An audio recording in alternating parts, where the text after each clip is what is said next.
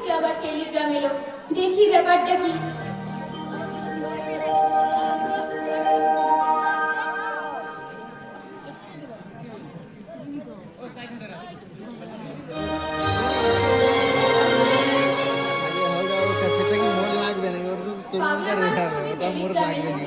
মনে হয়নি চন্দনার বাবা শশীবাবু কোনো ভালো মন্দ সংবাদ এসেছে।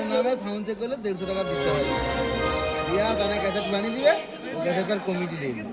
ফাল্গুনী মায়ের সংসার, প্রযত্নী শশীভূষণ সরকার, গ্রামকোষ চাপাডাঙ্গা, থানা সাহেবগঞ্জ, জেলা মুর্শিদাবাদ। আর দেরি না করে টেলিগ্রামটা খুলে পড়ুন মিস্ট্রেস। জানতে চাই আমার জন্য আর কি বিপদের তাণ্ডব অপেক্ষা করছে। না ফাল্গুনী দেবী, আপনি এখন বেশ অসুস্থ। এই টেলিগ্রামের মধ্যে যেই খবরই থাক না কেন তা আপনি পরে শুনবেন। না মিস্ট্রেস, আমি তা এখনই শুনতে চাই।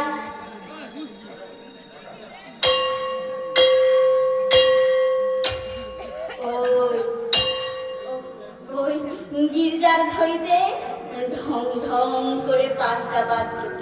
মাঝে মাত্র আর 1 ঘন্টা, তারপর ভোর 6টা। আমার চন্দনা দাঁড়াবে ফাঁসির মঞ্চে। আমার শরীরটা যেন অবশ হয়ে আসছে, আমার কথা বলার শক্তি যেন হারিয়ে যাচ্ছে। আর আমার হয়তো কিছুই শোনা হবে না মিস্ট্রেস। আমার কান দুটো বধির হয়ে আসছে, চোখে নামছে কারো অন্ধকার। আমি যেন কোথায় হারিয়ে যাচ্ছি। শ্বাস প্রশ্বাসে কি কষ্ট, আমি যেন আর কিছু দেখতে পাচ্ছি না। শুনুন ফাল্গুনী দেবী, টেলিগ্রামের খবর পড়ছি। ফাল্গুনী দেবী, দুঃখের সঙ্গে পাগলাগারদ থেকে জানানো যায় যে যেদিন আপনার বড় মেয়ে মনিকা শেষ নিঃশ্বাস ত্যাগ করে, ঠিক সেই দিন বারবেলায় আপনার স্বামী শশীবাবু এখানে একটা রক্ত বমন করে মারা যান। ইতি পাগলাগারদ কর্তৃপক্ষ। বাহ, কি চমৎকার সংবাদ! তিনিও আর বেঁচে নেই।